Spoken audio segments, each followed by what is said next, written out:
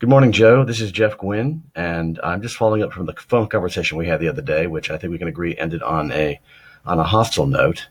And to that end, I first want to apologize for that. Obviously, I was angry, not at you, just at my own predicament and a sense of helplessness. And although as a reasonable guy, I think an occasional bout of profanity is called for. In excess, I find it as distasteful as you do, and I apologize. The reason for this video is I basically wanted to talk to you eyeball to eyeball. And so I'm recording this video to expound on a few thoughts for your consideration. And I want you to have time to consider them at your leisure rather than having to respond in the real time, context of a live conversation. I hope you take this as a courtesy. I just want to have you take some time just to hear what I have to say. And this is pretty much it. Listen, we both kind of got screwed over by Rick Williams. From your remarks from last time, I understand you had to come up with some cash to cover some expenses you didn't know were going to be there because he totally dumped that in your lap. And now based on the documentation I emailed you a few days ago, that a residual stream that I've depended on for years dried up all of a sudden because of your interaction with Rick Williams. And look, when we spoke last, I don't think you were being unreasonable. You were right. My disputes with Rick Williams, if I want to litigate, I can go there and do that. But anybody who's been in this industry long enough knows that's cost prohibitive and that would be a waste of time. What I want to address are the two options that I see are there between you and me. And I hope you'll see this conversation as me extending an olive branch. And this is kind of why. Let me tell you a story. Back in the day, a lady called me distraught because she was under a lease for a Nerd 8000 wireless terminal and it wasn't working. Her sales agent would return phone calls and she was distraught. As happens a lot in our industry. We got so many used car salesmen out there doing quick deals and then vanishing. And I don't know how she got my number, but she called me and I saw this woman had a need and I knew I could meet it. And so I had a refurbed Nerd 8000 on the shelf. And I said, you know what? Screw it. I'm sick of people messing with merchants. You can have it. I'm going to give it to you. Because I saw a pain point that I could solve just like that. And so I did, because I could.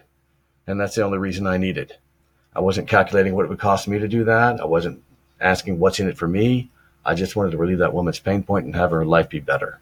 And it turned out great. And of course, as karma is in this world, she gave me so many referrals from that it far paid for that terminal many times over. So that's the good thing about that. But all I'm pointing out here is under duress, we show character when we do the right thing. Not because of what's in it for us, but because it's the right thing to do. And I'm challenging you to think that way in this situation.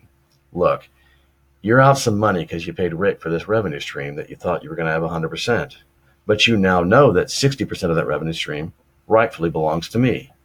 It wasn't his right to sell it to you, and it wasn't your right to buy it. And in effect, in legal terms, you didn't buy it. You got ripped off because you're out some money and you're in possession of something that doesn't rightfully belong to you, not in its entirety.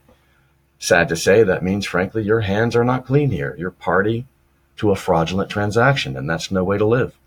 I seek to conduct my affairs in an honorable way, take care of people, and that's why my accounts last a really long time. I take care of my merchants. So I'm challenging you to think in this way, because really, I'm looking right now at the guy who has my money. 60%, 40%, 40% to you, 60% to me. That's really how it should be. And I'm inviting you basically to pay my residuals to me. This is me extending an olive branch, because the alternative until I sign a non-compete is I'm just going to go rewrite those merchants and take them somewhere else, which means you get zero. Those are the two options in front of us now. Because you know what? The merchants in question have been processing for a really long time. So if you only recoup 40% in perpetuity, I'm pretty sure you have stand a good chance of getting your multiple payment back that you gave to Rick. You're going to at least break even and probably do better off.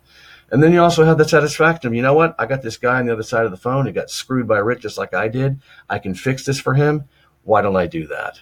If I were in your shoes, I guarantee you that's what I'd be doing. That's why I told the story about that Nerd 8000 terminal. You take care of people. Karma is good. You know what? That's what I had to say. Consider this. Sleep on it. I would hope to hear back from you by, say, no later than end of business Friday. Because if I don't, if you leave me sitting here with a big squat, then I have to go to plan B. And I really don't want to do that, because that means me screwing you back I don't want to do that. I want to extend an olive branch where we recognize we both got screwed by Rick Williams. This would be a way to establish order in the universe for both of us, where we can both be content. All right, we're going to get something out of this. Nobody gets screwed, and we can all say, Merry Christmas. Thanks, Jim.